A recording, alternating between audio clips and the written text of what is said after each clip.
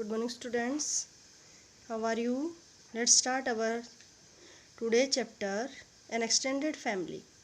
In last period, we also studied the same chapter. We have discussed about the families now and then. Families वर्तमान समय में और प्राचीन समय में. Families now and then, they are different. Now the most of the families are joint families, but in the olden days, in earlier days, there were mostly joint families, and we studied family values, पारिवारिक मूल्य, working in the family. Now let's come at the last point of this chapter, extended family. What is extended family? Yes, it is the last topic of this chapter. An extended family is a family unit which consists of relatives related by blood and by marriage. एक विस्तृत परिवार वो परिवार की इकाई है जिसमें सारे के सारे रिलेटिव्स, हमारे संबंधी, रिश्तेदार सब आते हैं जो कि हमारे खून के रिश्ते से और मैरिज वैवाहिक रिश्ते से रिलेटेड होते हैं. It mean they are related by blood और marriage. In extends over a number of generations.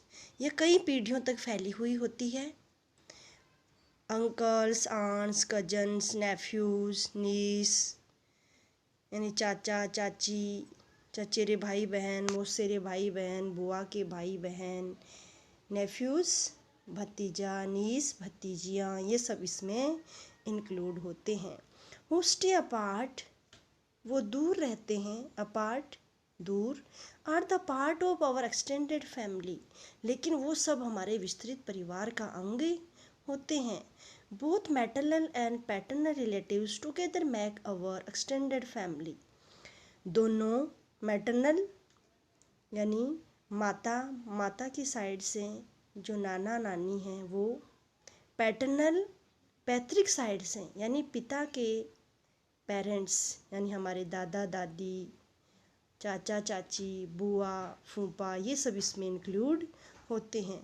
तो ये सारे के सारे रिलेटिव्स पापा और मम्मी के दोनों के पेरेंट्स जो होते हैं, उनकी दोनों की जो परिवार होते हैं वो सब मिलके हमारा विस्तृत परिवार बनता है. We meet our extended family members on the occasions like birth of a child, marriage, birthdays, a naming ceremony and housewarming ceremonies, etc. ये जो परिवार के सदस्य हैं, एक्सटेंडेड फैमिली के परिवार के जो सदस्य हैं, वो कुछ विशेष अवसरों पे, ओकेजन्स समारोह अवसरों पे इकट्ठे होते हैं. जैसे कि किसी का बच्चे का जन्म होता है, मैरिज शादी होती है, तो बर्थडे जब किसी बच्चे का जन्मदिन आता है परिवार में, या फिर नेमिंग सेरेमनी बच्चे का नामांकन करना हो, या हाउस वार्मिंग सेरेमनीज यानी गृह प्रवेश हो, तो ये सब क्रियाएं जब होती हैं, ये सब समारोह जब होते हैं, तो एक्सटेंडेड परिवार के जो सदस्य हैं वो सारे इकट्ठे होते हैं.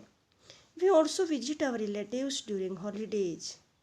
हम जो लोग हैं वो हमारे रिश्तेदारों के यहाँ हॉलीडेज में भी जाते हैं. यानी जब छुट्टियाँ होती हैं, लॉन्ग हॉलीडेज जैसे समर वेकेशन है, विंटर वेकेशन, उस दौरान भी हम हमारे रिलेटिव्स के यहाँ जाते हैं.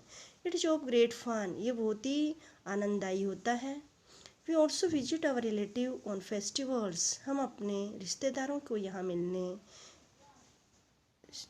ये जब फेस्टिवल्स होते हैं यानी कि त्यौहार आते हैं तब भी जाते हैं.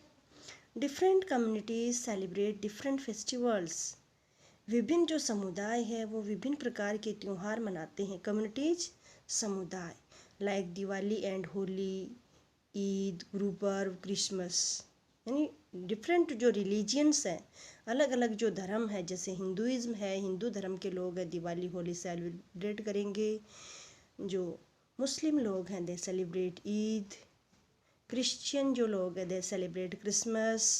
सिख धर्म के जो लोग हैं, सिखिज्म को मानने वाले, दे celebrate Guru Parv. Like this, इस तरह से अलग अलग धर्मों के लोग अलग अलग त्योहारों को मनाते हैं। ओके, इस तरह से हमने देखा कि एक्सटेंडेड फैमिली क्या होता है। हमारा चैप्टर जो है वो कंप्लीट हो चुका है। Now let's come at the exercise. इसके एक्सरसाइज पे आते हैं। First question is tick the correct answer. हमारी एक्सरसाइज का जो फर्स्ट क्वेश्चन है वो क्या है? Tick the correct option. अपनी बुक में देखना है और उसको अच्छे से करना है, कंप्लीट करना है। First question, who is the first teacher of a child? एक बच्चे का पहला टीचर, अध्यापक कौन होता है? हमने पढ़ा था family is the first school and mother is the first teacher of a child. So answer is mother. First का आंसर ए है, मदर में आप टिक करेंगे और यही आंसर में लिखेंगे। Second question, who takes decisions in a nuclear family?